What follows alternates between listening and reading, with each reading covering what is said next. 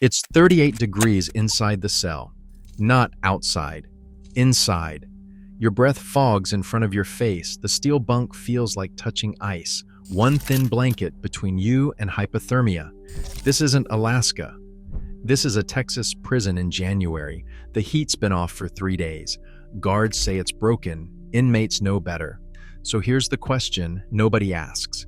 If conditions are this brutal, why aren't more prisoners freezing to death every single night? What survival knowledge gets passed down through cell blocks that corrections officers won't acknowledge and survival experts never learned? Here's what they figured out. Here's something most people don't realize about prison cells. That concrete surrounding you on every side isn't just uncomfortable, it's actively stealing your body heat. Concrete conducts warmth away from anything it touches about 25 times faster than air does. That's not a typo. Lying on a concrete floor is like pressing yourself against a giant ice pack that never warms up. The walls do the same thing. The floor does it worse, and the steel bunk frame is even colder. Now add ventilation systems designed for summer cooling, not winter heating. Add windows that do not seal properly. Add centrally controlled heating systems, which means inmates have zero ability to adjust anything. The result is a refrigerator you cannot escape from. A man who served 11 years at a facility in Michigan said the first winter nearly killed him. It did not happen dramatically. It happened slowly. He would wake up unable to feel his feet. His fingers would be stiff for hours. The official temperature log said the cell block was 65 degrees. His breath said otherwise. Breath does not fog at 65 degrees. It fogs in the low 40s. He learned quickly that official numbers and lived reality were different languages. But here's what surprised him. The older inmates were not suffering nearly as much. They had figured something out, something simple that changed everything. The blanket trick. Most new inmates pile every blanket on top of themselves. That makes sense. That is how you use blankets at home.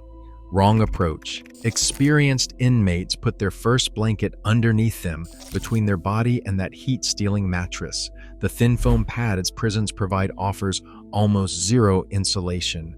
You might as well sleep on the concrete directly, but add one layer of fabric beneath you, and suddenly the ground cannot drain your warmth as efficiently. The physics here are identical to what backpackers pay serious money to learn. Insulation below matters more than insulation above. Your body generates heat all night. That heat wants to escape in every direction, but gravity means you are pressed hardest against whatever is beneath you. Maximum contact equals maximum heat loss. Block that contact and you keep dramatically more warmth. 2 blankets underneath, 1 on top. That is the ratio veterans swear by. It sounds backwards until you try it during a cold snap. Then it feels like common sense you cannot believe nobody told you earlier. But blankets only solve part of the problem. What about the rest of your body? This is where things get creative. Paper. Specifically newspaper. Commissary sells it. Legal documents pile up. Letters from family accumulate. All of it becomes insulation when stuffed inside your clothing. The principle is simple. Paper creates air pockets. Air pockets trap warmth. Your grandmother probably knew this trick for drying wet shoes. It works just as well for keeping a human body from freezing. Experienced inmates layer newspaper against their chest, their back, and around their midsection. Some stuff it into their socks. Others wrap it around their thighs. The rustling sound takes getting used to, but the warmth difference is immediate. You can gain 10 degrees or more just from garbage you would otherwise throw away. Now the clothing strategy matters. Wear everything. That sounds obvious, but the execution counts. Base layer beach heat against skin. Middle layers looser to trap air. Outer layer as windproof as possible. Socks on your hands work better than nothing. A towel wrapped around your neck seals the gap where heat escapes between your shirt and your head. Your head radiates enormous amounts of heat. Up to 40% of your total body warmth can escape through an uncovered head and neck. A t-shirt wrapped turban style looks ridiculous. It also works ridiculously well. Vanity does not survive January in an unheated cell block. Positioning makes a big difference. Sleeping curled in a fetal position cuts your exposed surface area by roughly 40%. You go from a heat-radiating starfish into a compact ball that holds warmth against itself. Every inch of skin you tuck inward is an inch that stops losing temperature to cold air. Face the wall, not for privacy, but for wind protection. Even indoor air moves. Vents push currents through cell blocks constantly. That subtle breeze strips heat from exposed skin all night.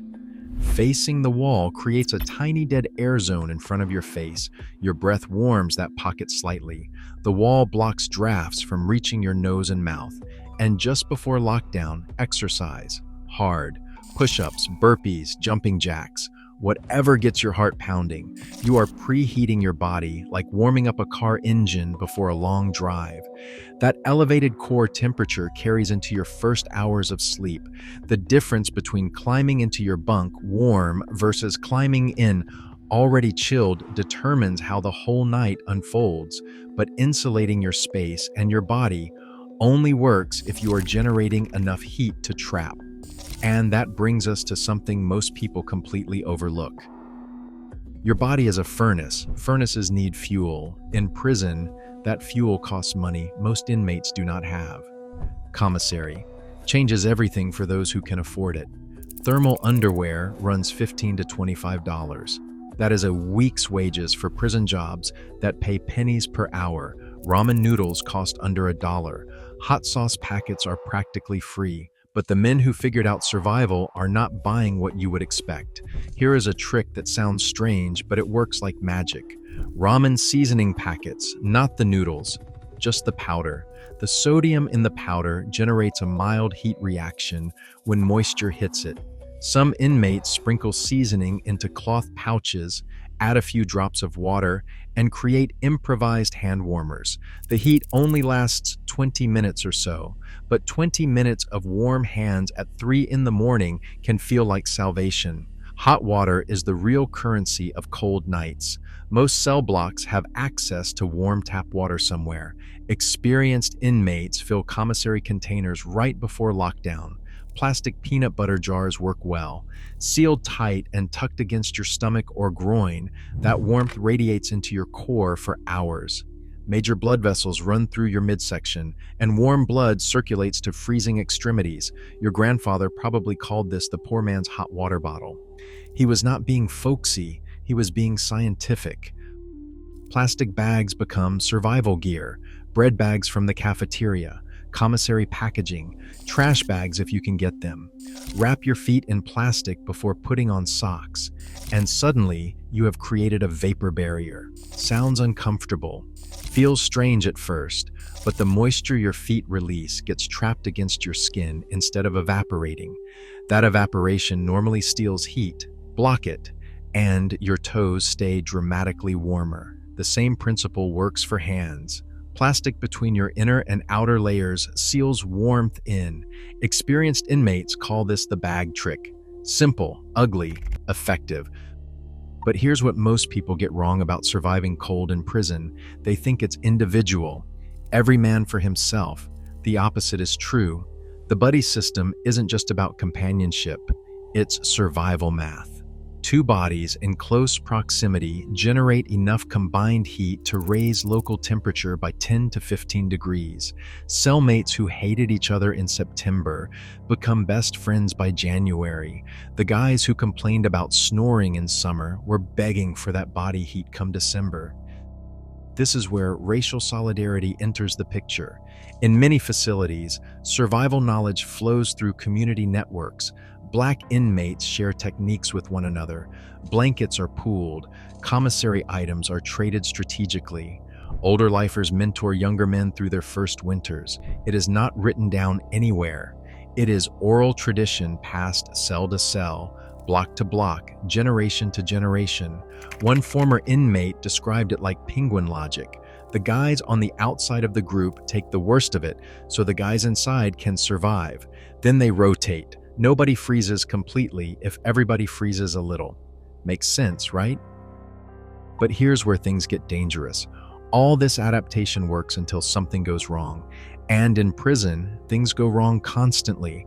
Moisture is the silent enemy. Your breath releases water vapor all night. In a sealed cell with poor ventilation, that moisture collects on walls, on blankets, on everything. Wet fabric loses up to 90% of its insulating ability. 90%. Your carefully layered blanket system becomes worthless overnight if condensation soaks through. Some inmates crack their cell vents open even in freezing weather. Counterintuitive, it feels wrong, like opening a window during a blizzard, but that air flow prevents the moisture buildup that destroys insulation. Cold, dry air beats cold, wet blankets every single time. Then there is the retaliation problem. Filing grievances about heating failures sounds logical. Document the problem, demand accountability, create a paper trail. Here is what actually happens. Grievances trigger cell searches. Searches remove improvised survival gear. Extra blankets get confiscated. Newspaper insulation gets trashed. Suddenly you are colder than before and labeled a troublemaker. A Department of Justice investigation into Alabama facilities documented temperatures well below safe limits. The report gathered dust. A lawsuit against a Texas facility resulted in a settlement.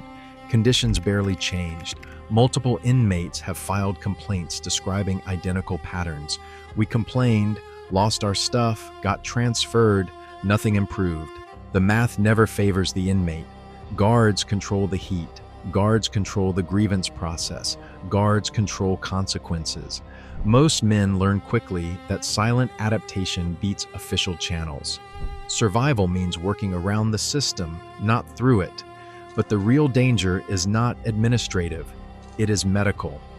Frostbite sets in faster than most people realize, and what happens next explains why so many inmates suffer in silence rather than asking for help.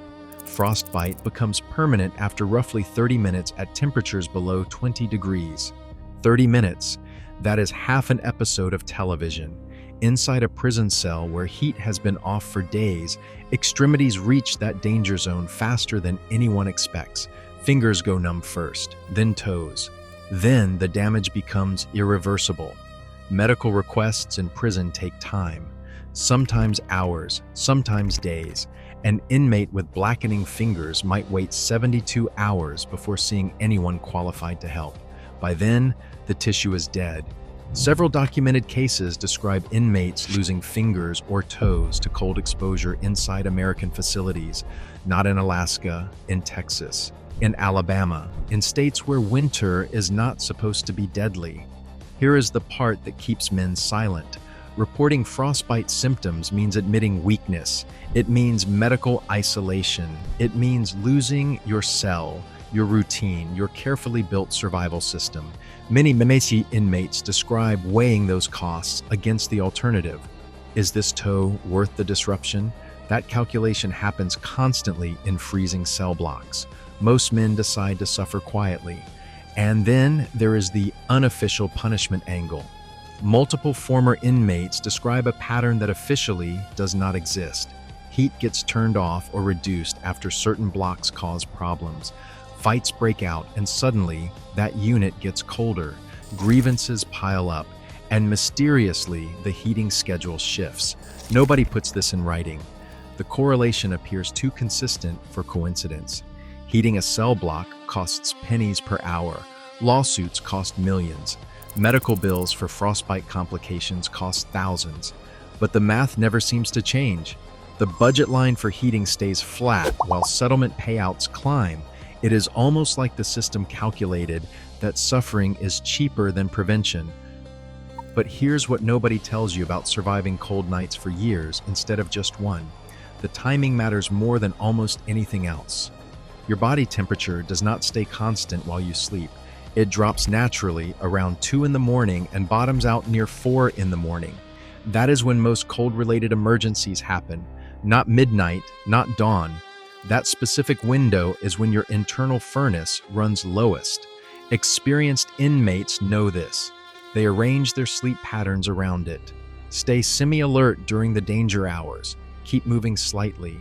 Wiggle fingers and toes to check circulation. Some men set mental alarms to wake briefly during that window. 30 seconds of awareness has prevented more frostbite than any official intervention. Then comes dawn. Within an hour of sunrise, cell temperatures can climb noticeably. Sunlight through windows creates a greenhouse effect. The building itself absorbs and radiates heat. That death trap at 3 in the morning becomes almost tolerable by 7 in the morning. Smart inmates push their deepest sleep toward morning hours. Work with nature's schedule instead of fighting it. Mental strategies matter just as much as the physical ones. Cold is not just uncomfortable, it is relentless. Night after night, winter after winter, the psychological weight accumulates. Men describe a specific kind of despair that comes from knowing, tonight will be freezing, and so will tomorrow, and so will next week. Veteran inmates teach mental techniques alongside physical ones. Meditation, counting exercises, deliberate dissociation. Treating the cold as expected rather than unfair reduces its psychological damage. Acceptance is not defeat, it is conservation of energy that would otherwise burn up in anger. One man who served 15 years described his approach simply. He said he stopped waiting for the system to fix it. Waiting made him angry. Anger made him tense. Tension made him colder. So he stopped waiting. He adapted. He taught others. He built something useful from something broken. This is the inheritance that passes through cell blocks, not written in manuals, not taught by staff. Knowledge flows from men who have survived to men who need to survive. Blanket placement, breathing techniques, timing strategies, all of it transmitted through whispered conversations and demonstrated examples. The older inmates become libraries. Their experience becomes curriculum. Every winter, they watch new arrivals make the same mistakes they once made. Blankets piled on top, complaints filed hopefully, exercise skipped because it is too cold to move. And every winter, they pull aside the ones who seem ready to learn. This system exists because the official one failed. When institutions abandon their basic responsibilities, communities form inside the gaps. These men built something functional out of deprivation, not because they wanted to, because the alternative was unacceptable. Heating a cell costs almost nothing. The knowledge to survive without it cost everything. It cost fingers and toes. It cost sleep and sanity. It cost years of trial and error and in conditions no human should endure. That knowledge now exists despite every effort to ignore the problem that created it. They learned that waiting for the system to care was a losing bet, so they stopped waiting. They taught each other instead.